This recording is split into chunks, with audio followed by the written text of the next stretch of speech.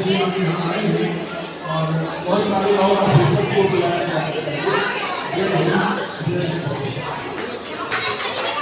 से स्वागत किया जाए। बहुत बहुत धन्यवाद।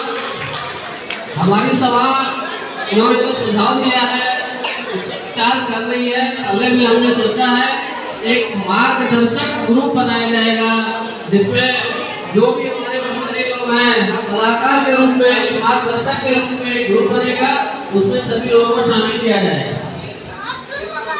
एक बार पूरा सभी लोगों से आएगा, जिन लोगों ने कूपन नहीं लिया है खाने का कृपया कूपन ले ले। कूपन बिल्कुल फ्री ऑफ कॉस्ट है। अब मैं आज के विशिष्ट अतिथि, महत्वपूर्ण अतिथि जो कि पूर्व आईपीएस है, इन्होंने स्वैच्छिक सेवानिवृत्ति ली थी 2009 में। इन्होंने स्वैच्छिक सेवानिवृत्ति ली थी। आईपीएस से 1988 के आईपीएस है